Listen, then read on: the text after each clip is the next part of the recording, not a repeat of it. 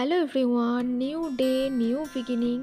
আমি লিপিস ডায়েরির পক্ষ থেকে আবারও একটি নতুন ব্লগে তোমাদের সবাইকে জানাই মোস্ট ওয়েলকাম। আশা করছি তোমরা সবাই খুব ভালো আছো, সুস্থ আছো। সকালবেলা উঠেছি, এটা উল্টো পাল্টা কাজ করতে করতে ব্লগ আর স্টার্ট কিছুতেই করতে পারছি না। মেন গেটের বাইরেটা এত ঝুল হয়েছিল, আগে ঝাড়তে আসতো একদিন সপ্তাহে, ঝাড় দেওয়া একদিন ঝুল ছাড়া। এখন কি হয়েছে কে জানে, একটু ঝামেলা হয়েছে বিল্ডিং মালিকের সাথে, না ঝাড়তে আসে না কিছু। এত ঝুল হয়েছিল যে মাথার উপর দিয়ে টপ টপ করে ঝুলছে। চলো তোমাদেরকে দেখায়। তো সকালবেলা উঠে ওটা আজকে পরিষ্কার করেছি, তারপর এখন ব্লগটা স্টার্ট করছি। দাঁড়াও। তো এই ঝুল ঝাড়া হলো আজকে। এই যে এগুলোতে প্রচুর ঝুল ছিল, এগুলোতে সব ঝুল ঝাড়া হয়েছে। ঝুল ঝেড়ে এখন লাগিয়ে নিই, তারপর বলছি।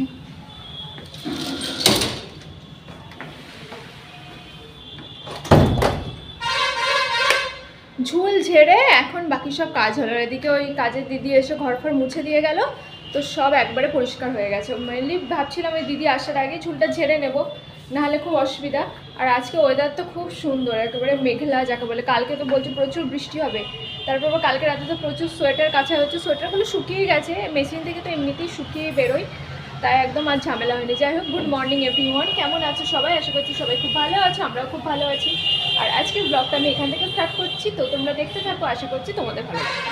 এইগুলো রোজ তোলা আর বিছানোটা হচ্ছে কঠিন কাজ। ঘর যদি সাজাতে চাও খাটনিও বেশি, তো যাই হোক করে দিই।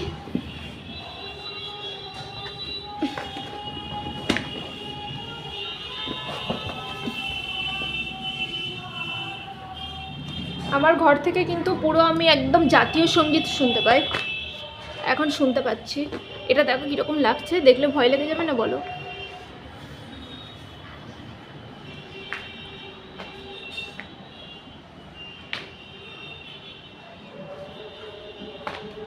প্রত্যেকদিনের রুটিন ওয়ার্ক যে সমস্ত কাজের থাকে, তার মধ্যে না আমি এখন আয়না মোছাটা ইনক্লুড করেছি। কেননা আয়নাটা ক্লিন থাকলে না নিজেকে আয়নাতে দেখতেও ভালো লাগে। বাট এটা না আমি শুধু ভুলে যাই, জানো তো। তারপর ইদানিংকালে আমার তার সাথে অ্যাড হয়েছে এই যে কাঁচের যে ট্রান্সপারেন্ট ব্রাশটা আছে, সেটাকে একটু মুছে নেয়। এটা ট্রান্সপারেন্ট, তো এটা যদি ক্লিন না রাখি দেখতে একদমই ভালো লাগে না। তারপর পাশে যে ইনডোর প্ল্যান্টটা রেখেছি, আজকে এর পাতাগুলোও না একটু ভিজে কাপড় দিয়ে মুছে দেবো। এতটাই জল মানে না দিয়ে মুছে মুছে এতটাই ধুলো পড়েছে যে এটাকে ঘরের মধ্যে রাখাটা একটু বেমানানি মনে হচ্ছে।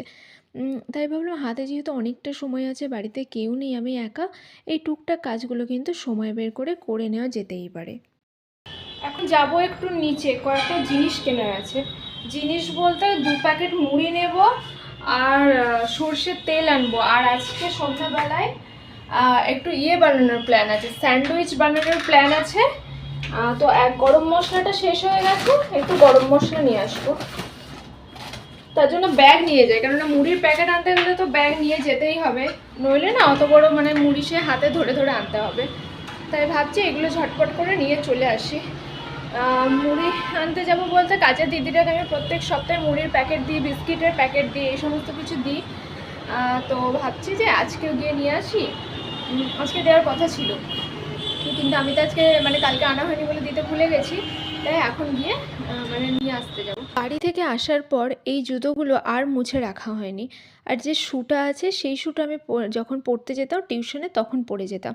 এখন তো টিউশন অনলাইন হয়ে গেছে আর গরমও পড়ে যাচ্ছে, শ্যু পরে বেরোবার আর প্রয়োজন অতটা হচ্ছে না। ওই জন্য ভাবলাম একটু ভালো করে মুছে একটু শুকিয়ে একেবারে শ্যু রেকে তুলে দেবো। তো সেই কাজটা আজকে করে নিলাম। তারপর বললাম তোমাদেরকে, কালকে অনেক সোয়েটার কাচা হয়েছে। তো সোয়েটারগুলো না ওই দিকের ব্যালকনিতে, বড় ব্যালকনিতে দেওয়ার সময় হালকা শুকিয়ে গেছে। এখন এদিকটা রোদ এসেছে, একটা টাওয়েল বিছিয়ে আমি ফ্লোরে দিয়ে দিচ্ছি। এই কাজটা তো আমি সমস্ত জামা কাপড়ের ক্ষেত্রেই করে থাকি, তোমরা দেখো। এই টুকটাক কাজগুলো না মানে অনেকে করে ফেলেছে, বাট আমি তো এগুলোর ক্ষেত্রে খুবই লেট করে ফেলেছি। এখন বাজে হচ্ছে 12টা, এখন আমার স্নান হয়ে গেল। ঘরে এসে টুকটাক যেটুকু কাজ ছিল সবটা করে নিয়েছি। আসলে রোজার দিনে তো দিনের বেলাতে তেমন কোনো কাজ থাকে না, মেন যে কাজটা থাকে সেটা তো হচ্ছে সন্ধ্যাবেলায় ইফতারের আগে। ওই জন্য তাড়াতাড়ি স্নান করে নিলাম। এখন আর কোনো কাজ নেই, এখন একটু রেস্ট নেবো, তারপর আবার 4টে থেকে আবার একটু টুকটাক কাজকর্ম আছে, ওগুলো করবো। আর আজকে অনেক রাত্রে স্নান হয়ে যায়, চুলটা কেটে না আমাকে অনেক, আমার মানে চুলটা অনেক হালকা লাগছে, এত আমার চুলটা ভারী। আর চুলটা যখন বেড়ে যায় না আমার চুলটা আরও মানে মাথাটা প্রচুর ভারী লাগে। ওই জন্য ভাবছি হয় লম্বা চুল রাখলে স্মুথনিং করাতে হবে, অথবা এইরকম একটা মিডিয়াম লেন্থের চুল রাখতে হবে। এই যে দেখো মিডিয়াম লেন্থের চুল রাখলে ঠিকঠাক আছে না। তো যাই হোক, আমার হেয়ার কাটিংটা কেমন হয়েছে সবাই কিন্তু কমেন্ট করে জানিও, যারা যারা আমার ব্লগ দেখো। আমি তো খুব পছন্দ হয়েছে, আমি খুব মানে স্যাটিসফাইড হয়েছি হেয়ার কাটিংটা করে, তোমরাও কিন্তু জানিও। বিকালে চলে এসেছে একটু ইফতারের জোগাড় করতে। আজকে একেবারে সিম্পল, তেলে ভাজার মধ্যে চপ হচ্ছে, আর কালকের ঘুগনি রয়ে গেছে, ওটাই খাবো। আর এখানে দেখো বেসনটাও মা গুলিয়ে রেখে দিয়েছে। আমাদের বাড়িতে তো মানুষ কম, ওই জন্য আমাদের তেলে ভাজা ঘুগনি সব কিছুর পরিমাণও খুবই কম। করা হয়ে গেছে, এখন চা করতে যাচ্ছি। আজকে ইফতারে তেমন কিছু আয়োজন ছিল না, আলুর চপ হয়েছে, তার জন্য তোমাদের সাথে শেয়ার করতে পারিনি। ভেবেছিলাম স্যান্ডউইচ বানাবো, বাট ব্রেডটা কালকে ভোরবেলাতেই শেষ হয়ে গেছে, ওই জন্য আজকে আর ব্রেড কিনেও নি। কালকে স্যান্ডউইচ বানাবো। আজকে ছিল হচ্ছে আলুর চপ, যা যা শেয়ার করলাম, একটু তরমুজ, এই সমস্ত কিছু ছিল। আর কালকের ঘুগনি যতই বলি যে বাসি খাবো না, সেই একটু রয়ে গেছিলো, তো বাসি খেতেই হয়েছে। আর এখন চা খেয়ে যাবো নিচে। সকালবেলাতে যে কাজটার জন্য গিয়েছিলাম, ওই যে মুড়ি কিনবো বা বিস্কিট কিনবো, সেটা তখন কেনা হয়নি। বিল্ডিংয়ের নিচের দোকানটা হচ্ছে বন্ধ ছিল, ওই জন্য একটু পরে আমি একবার নিচে যাব, চাটা খেয়ে তারপর ওটা কিনে না আসতে পারলে না, আর কালকে আমার ওটা লাগবে, ওই জন্য ইমিডিয়েট যেতেই হবে ওটা কিনতে। চলো, আমরা রেডি হয়ে গেছি, এবার বেরোই। এমনিতে আজকাল ঠান্ডা ঠান্ডা হাওয়া দিতে শুরু করেছে, ভাবছি তাড়াতাড়ি গিয়ে কাজটা মিটিয়ে আসি। দেখছো ইফতার করতে করতে একেবারে 7টা হয়ে গেল। যত তাড়াতাড়ি বেরোবো ভেবেছিলাম তত তাড়াতাড়ি আর হলো না। গিয়ে ঝটপট করে কাজটা মিটিয়ে চলে আসি, তারপর আবার কথা বলছি। নইলে না এই কাজটা আজকে না মেটালে কালকে আমার কপালে দুর্গতি আছে, বুঝতেই পারছি কি অবস্থা হবে। অনেকদিন পর একটা ঠিকঠাক জায়গাতে পৌঁছেছি, এখন যদি এই কাজটা না মেটাতে পারি তাহলে ভীষণ খারাপ অবস্থা। তো চলো তাড়াতাড়ি যাই।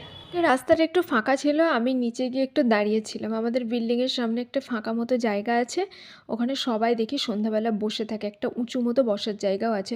বাট আমি কোনোদিন বসিনি, কালকে একটু দাঁড়াবার ইচ্ছে হলো, কেন জানি না, একটু মাইন্ডটা রিল্যাক্স করার ইচ্ছে হলো, তাই ওখানে দাঁড়িয়েছিলাম। হয়ে গেছে কেনাকাটা, এখন আমরা যাচ্ছি এদিকে হাঁটতে। এবার পার হয়ে যাবো, আর হাঁটবো না, এবার পার হয়ে চলে যাবো। দাঁড়াও,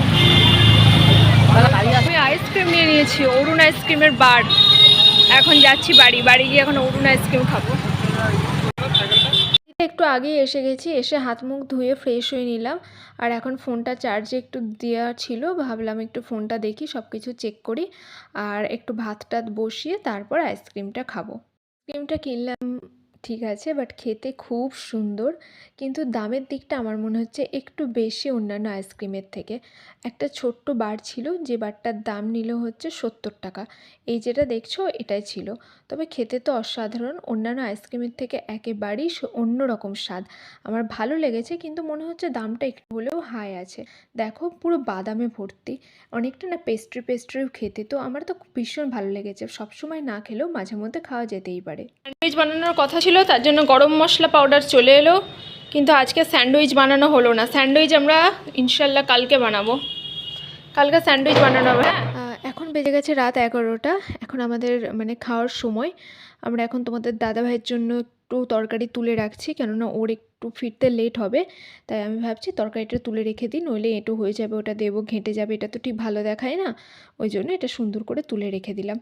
তারপর আসবে যখন ওভেনে গরম করে দিয়ে দেবো, আর পাশাপাশি তো ভাত সবজি এগুলো আছেই। হয়েছিল সর্ষে বাটা দিয়ে আলু আর ভেন্ডির চচ্চড়ি, যেটা আমাদের দুজনেরই খুবই পছন্দের।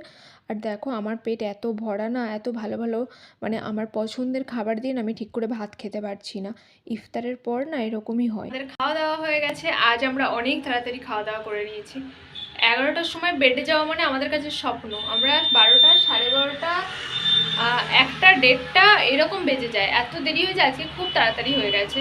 আর আজকে অনেক দিন পর আমরা চিকেন খেলাম। অ্যাকচুয়ালি এই কদিন আমাদের না সবজি মাছ এই সমস্ত কিছু খাচ্ছিলাম। আর এখন আমি ভাবছি একটু ব্যালকনিতে এসে দাঁড়ায় তোমাদের সাথে আমি ব্লগটা একটু মানে শেয়ার করি, মানে এন্ড করে দিই ব্লগটা যাকে বলে। তো যাই হোক, চলো, সারাদিন যেখান থেকে যতটুকু পেরেছি আমি যা যা করেছি সব কিছু তোমাদের সাথে শেয়ার করেছি। আর কালকেও আবার একটা ইন্টারেস্টিং ব্লগে দেখা হচ্ছে, তখনকার মতো টাটা বাই, সবাই ভালো থেকো, সুস্থ থেকো, চলো টাটা, গুড নাইট।